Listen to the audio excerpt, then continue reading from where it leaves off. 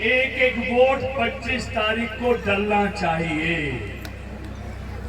आपने पोलियो का एक पोस्टर देखा है ना, जिसपे लिखा होता है एक भी बच्चा छूट गया तो सुरक्षा चक्र। तो इसलिए एक भी वोट छूटना नहीं चाहिए।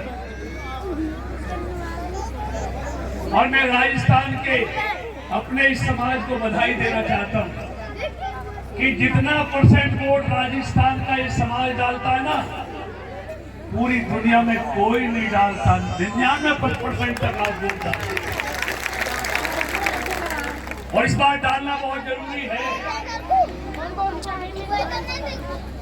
इसलिए मैं ये कहने आया हूं, और मैं तो हमेशा कहता हूं, जहां भी जाता हूं, ये जो हमारा समाज है ना, पिछली बार सचिन पायलट को मुख्यमंत्री के चक्कर में आपने छप्पर बांट के वोट दिया था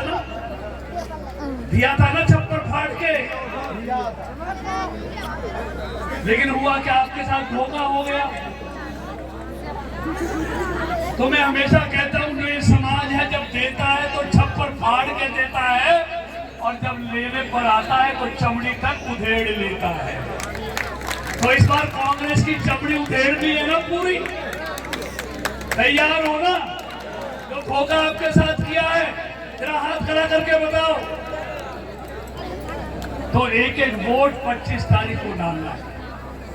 मैं लंबा चौड़ा भाषण तो बहुत कुछ कहने को है, लेकिन जब से मोदी जी को आपने दुनिया का, भारत का प्रधानमंत्री बनाया है, मोदी जी ने पूरी दुनिया का नजरिया भारत और भारतीयों के प्रति बदल दिया है ना।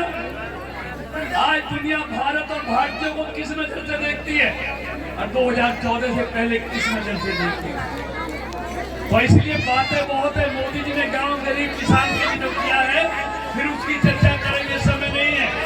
लेकिन मैं आपको विश्वास दिलाने आया हूं, आप 25 तारीख को कमल का बटन दबाएंगे, 3 तारीख को रिजल्ट आएगा, और जब राजस्थान की सरकार बनेगी तो नगर की हिस्सेदारी राजस्थान की सरकार में सुनिश्चित है।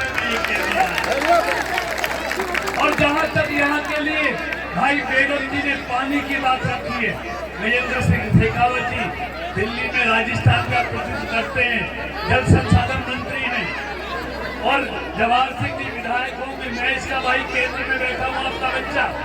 हम मिलकर यहाँ की पानी की समस्याओं को भी समाधान करने के लिए जवाहर सिंह के साथ मैं दिल्ली तक जाऊंगा, कोई चिंता आपको करने वाली नहीं।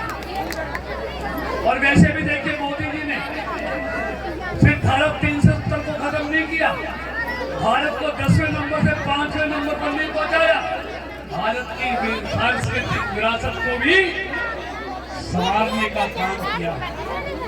आज अयोध्या में राम मंदिर का निर्माण हो रहा है 500 साल के बाद।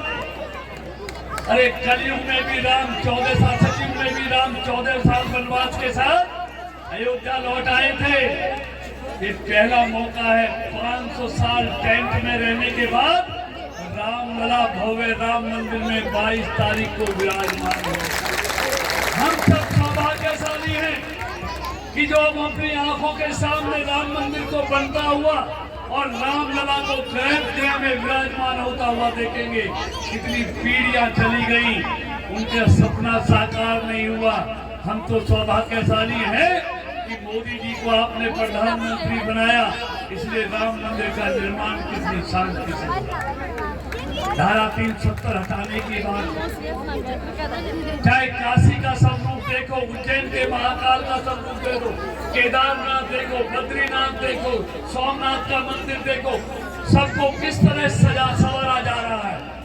हर तीर्थ स्थल को हाईवे से जोड़ा जा रहा है।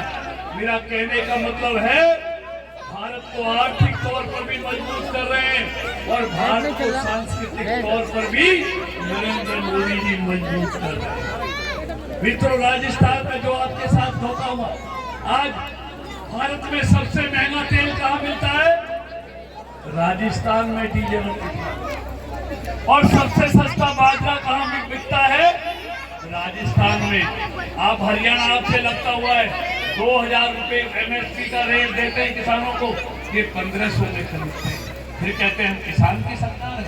तेल सबसे महंगा, बाजरा सबसे सस्ता। आज अब महिला के खिलाफ अपराध में